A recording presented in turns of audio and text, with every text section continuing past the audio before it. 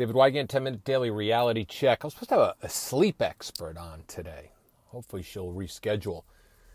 I was really looking forward to that because I got to tell you, I know you're not supposed to say this because the universe is listening, but man, I am one shitty sleeper.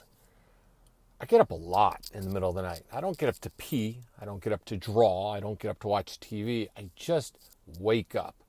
I wake up, I look at the clock. I wake up, I look at the clock. I have these ridiculous dreams. What do you dream about? The other night I dreamt that I was hanging out with Penelope Ann Miller. I don't even know what she even looks like, but yet she was in my dream and she was going to some house with me. And then I had to Google her the next morning, and that was what Penelope Ann Miller looked like. It was not the person in my dream who said they were Penelope Ann Miller. Dreams are so bizarre and so weird all the time.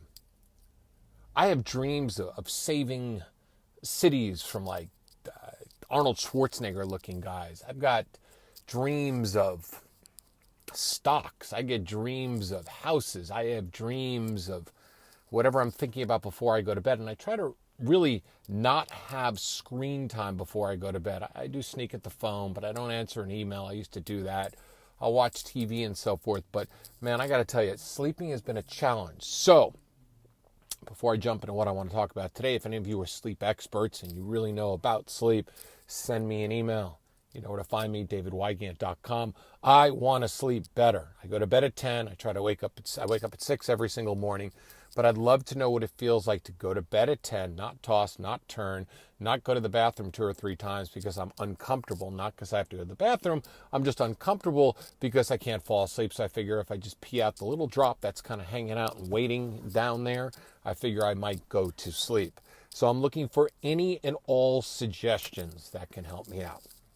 So let's get on today's topic. Today's topic is, what do you do if you get into a deal and it doesn't work out for you like it's supposed to work out? Do you go back 6, 7, 8 months later and try to sue the person, hire a lawyer to bully the person? It seems to be the trend in today's society, no matter what it is. If you bought a car, if you bought a house, if you bought something and you don't like it and you have buyer's remorse, there seems to be the attorney law firm of buyer remorse, asshole, and Lebitowitz. There's always these lawyers that love to write these letters stating, my client bought something from you a year ago. You did not fulfill the contract, but yet they signed off on the contract, yet they exchanged the money and they did everything. But a year later, they've got buyer's remorse. And the problem is lawyers don't care about remorse. Lawyers are there to create havoc in your life. I have lawyers that are friends, and I like them a lot, but I tend to think that there are personality types for every single career out there. I went to the doctor today. I went to the urologist to go get my once-a-year finger in my ass exam, the pride of being over the age of 40. They do it so nicely, too. You know, he looks at you and says, all right, pull your pants down, turn over on your left side. This is the uncomfortable part. You know, and he talks to you about the whole thing. Oh, this side of the prostate feels good. This side feels really good. Now you can go clean yourself up. They actually give you tissues ahead of time for those of you who want details. And it's interesting because doctors are really people, most of them, are really people that have pretty damn good, well, I say a lot, I've seen doctors without bedside manner, but doctors actually care. You know, they really do, especially general practitioners and other ones that I've been to, dermatologists and so forth. They're friendly and they're nice and they care about you and so forth. And they're kind and they ask you how your time went, how your year went and everything else. And they're not sitting there and making you feel uncomfortable. They actually try to make you feel really comfortable. I have found lawyers, on the other hand, lawyers are like the kid that was picked on, or the kid that was always an asshole growing up. So he figured, well, let me find something to do for a career where I can continue to be the asshole that I already am. Lawyers will bill you for everything. Lawyers cheat. Most of them cheat.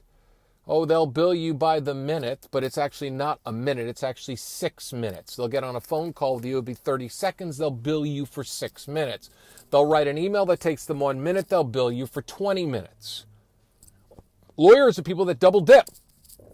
They might get $400 an hour, but they're getting it from 3 different people, so they can make $1,200 an hour. Yet they're doing all that in the 1 hour worth of work. I've never been able to figure it out because there's lawyer hours and then there's everyone else's hours. Lawyers will bill you and bill other people in the same exact time so they can maximize that hour greater than anybody else because other people get paid per hour. You work at McDonald's, you get paid per hour. You're a plumber, you get paid per hour, or you get paid per job. Most people get paid per hour. They figure out how many hours you get paid in a day, so forth, right? But lawyers, no. They have their own ridiculous way of doing things. It's amazing. It's called lawyer hours. Lawyer hours are totally different than any rest of them. Lawyers like to use big words. Lawyers like to create havoc. Lawyers like to bully. So it's interesting of what people you see in life turn out to what they do. I've been trading stocks as well as coaching people, and coaches that I've met are all very concerned, conscientious people about your feelings. When I talk to somebody and I'm coaching them, I really care about how they feel, what their experience is, what they're all about. When I go into stock trader mode, it's more like laser focus, a little bit of humor to keep it light.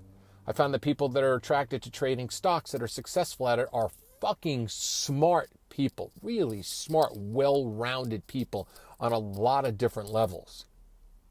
So here's what I want you to do. I want you to think about the people that you know, the people that you know in your life. And does their job match their personality? Can you pick the future lawyer from the asshole kids that your parents, that your sons or daughters play with? Can you pick the future doctor? Your personality type is definitely something that leads to where you're going to go. So the big question of the day is, besides picking other people and seeing what they do, does your personality type fit the job that you're doing? Are you really working within the realm of your own personality type? And are you truly utilizing all your skills that you've been blessed with? If you're a lawyer, that's okay. You probably have an asshole side of you. I get it. You get it. You're doing your job. It fits you perfectly. Like I said, I've been friends with a lot of lawyers, okay, and I've seen the asshole side and I've seen the nice side of them. But what you're doing for a living, does it match your personality? And that's what I want you to think about today. I want you to think about that. I want you to think what you're doing, does it match you? Does it match who you are on all levels? That's all I got today. Quick, to the point. I'll see you tomorrow. Do me a favor, spread the podcast as always. DavidWygant.com.